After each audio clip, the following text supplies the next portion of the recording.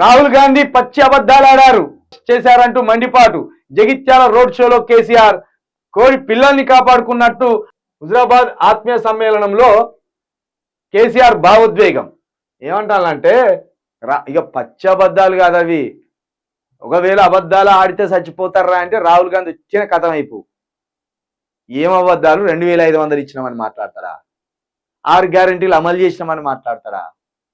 ఏం మాటలు అవి? గన్ని పచ్చబద్దాలా? ఏంది అది? కాబట్టి కేసీఆర్ ఏమన్నాడు, రాహుల్ గాంధీ పచ్చబద్దాలు ఆడతాడు, ఇక 5 నెలల్లోనే ఇంత ఆగమైందా అంటాను.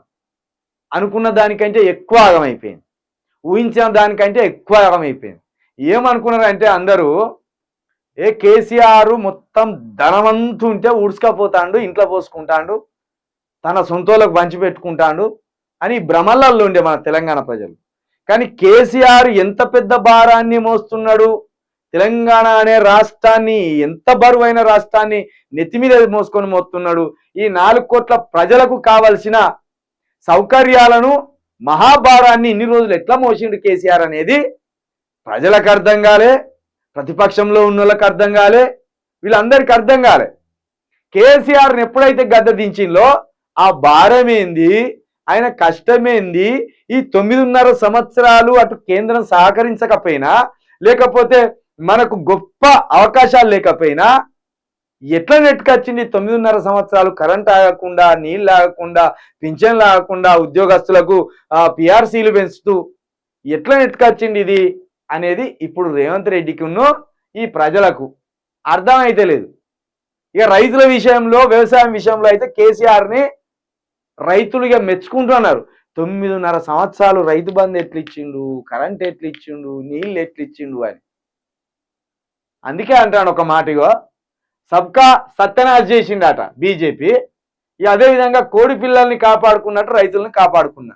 మరి నిజమే కదా, రైతుల ఆత్మహత్యలు అయితే తగ్గిపోయినాయా లేదా? రైతులు కిలోమీటర్ల పొడుగున చెప్పులు పెట్టి యూరియా కోసం, ఎరువుల కోసం, విత్తనాల కోసం ఎండల్నే పడిగాపులు కాల్చి చచ్చిపోయిన రోజులైతే తగ్గిపోయినాయా లేదా 9.5 సంవత్సరాలలో? మరి అది ఎందుకు ఆలోచించలేకపోయిన రైతులు అంటే, 5,000 రూపాయలు కేసీఆర్ ఇస్తే 7,500 రూపాయలు నేను ఇస్తా అని కాంగ్రెస్ పార్టీ అన్న వరకు అక్కడ బోల్తావాడు. ఇక రుణమాఫీ అన్ని ఒక్కసారి మాకే కావాలి రైతులకు. ఇక రైతులు తప్పించి రాష్ట్రంలో ఎవ్వరు లేడు, అన్ని మాకే కావాలనుకున్నారు. 2 లక్షల రుణమాఫీ అనగా కథం బోల్తావాడరు, అటు కాంగ్రెస్ కోట్లేసి. మరి రైతుల లాగానే ఇతర వర్గాలు కూడా ఉన్నాయి. ఓ చేనేత అన్నలు ఉన్నారు, కార్మికులు ఉన్నారు, పారిశ్రామికవేత్తలు ఉన్నారు. ఎవరిది వాళ్ళకు సర్దాలే. మీకు రైతు బంధు ఇచ్చినప్పుడు తీసుకున్నారు, సంతోషంగా ఉన్నారా? సరిపోలే, రైతు రుణమాఫీ కూడా కావాలి మాకు.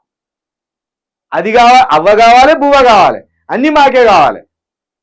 రైతు బోనస్ మీకే కావాలి, అదేవిధంగా రైతు బంధు మీకే కావాలి, 2 లక్షల రుణమాఫీ మీకే కావాలంటే మరి ఇతర వర్గాల ప్రజలు అడక తినాలా? ఒక్కొక్క వర్గానికి ఒక్కటి ఇస్తారు సంతృప్తి పరచడానికి. అక్కడ మీరు మోసపోయి కాంగ్రెస్ కోట్లేసారు. కాబట్టి ఇప్పుడు మళ్ళా మిగతా అన్ని దారికి రావాలంటే ఈసారి ఎవరు కోట్లు ఎత్తారో తెలుసుకోరు.